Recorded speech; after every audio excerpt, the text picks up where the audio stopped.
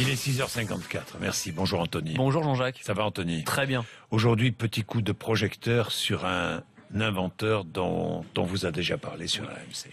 Moi, je me souviens de Nicolas Huchet. Il était venu ici avec sa main bionique, sa prothèse de main révolutionnaire, fabriquée, mise au point grâce à une imprimante 3D. Absolument. Je me souviens, ça avait marqué les esprits, ça avait fait réagir de très nombreux auditeurs. Eh bien, on en reparle aujourd'hui parce qu'il est en finale du Google Impact Challenge. C'est quoi ce Google? C'est un grand concours en fait qui met en concurrence différents projets. Il y avait 280 projets, là ils sont 10 finalistes et donc on peut voter pour ce projet. Il a 500 000 euros à gagner quand même pour développer justement son projet de main sur bionique. Internet. On peut voter sur Internet. Quelle est l'adresse? Vous tapez Google Impact Challenge dans Google, vous allez tomber dessus directement. On la met sur le Facebook. On va la mettre sur le Facebook, bien sûr. Mais en 2 clics. Pour le soutenir, allez-y. Allez-y. C'est vraiment très simple. Oui. Et donc, faut rappeler l'histoire de Nicolas Huchet, qui est quand même assez incroyable. À 18 ans, Nicolas Huchet, il perd sa main droite. Il est amputé de la main droite à cause d'un accident de travail. Et donc, on lui installe une prothèse de main qui est la prothèse sécurité sociale. C'est une espèce de pince un peu nulle. Voilà. Bon, il se dit, bah non, mais moi, je voulais la main de Robocop, de Terminator. Je voulais une vraie main avec laquelle je puisse faire des choses.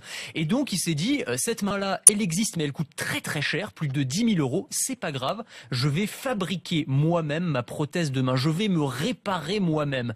Et c'est ce qu'il va faire. Il va aller à Rennes dans ce qu'on appelle un Fab Lab. Les Fab Labs, ce sont des laboratoires ouverts à n'importe qui, où on met à disposition des gens. C'est formidable d'ailleurs. Oui, c'est dingue. Alors on met à disposition des gens toutes sortes de technologies et notamment des imprimantes 3D.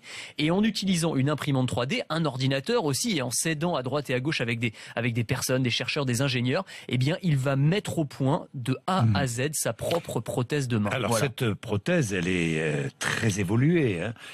Avec sa prothèse, il peut prendre des objets, bouger chaque doigt individuellement. C'est ça. Vous lui aviez serré la main, je lui ai serré la main. C'est impressionnant. C'est ça qui est très spectaculaire. Alors évidemment, on n'a pas la flexibilité complète d'une main en chair et en os, mais on n'est pas loin. On n'est pas loin parce que cette main, en fait, elle est reliée à des capteurs qui sont placés au niveau du bras et qui vont réagir donc au rythme nerveux, en fait. C'est-à-dire qu'en gros, il va pouvoir bouger chaque doigt individuellement, bouger la main, se saisir d'objets, serrer des mains, sans aucun souci.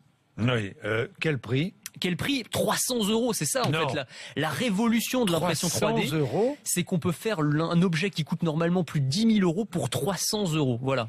Il a créé une association pour donner accès à ces prothèses à bas coût au plus grand nombre. C'est ça, une association qui s'appelle My Human Kit et c'est ça qu'il veut développer à travers le prix qu'il pourrait gagner dans ce concours. Son objectif, c'est de créer ce qu'il appelle des Handy Labs, c'est-à-dire des laboratoires où les personnes handicapées pourraient, comme lui, Handy Lab, bah oui, hand et handicapé, enfin voilà, c'est pas mal trouvé.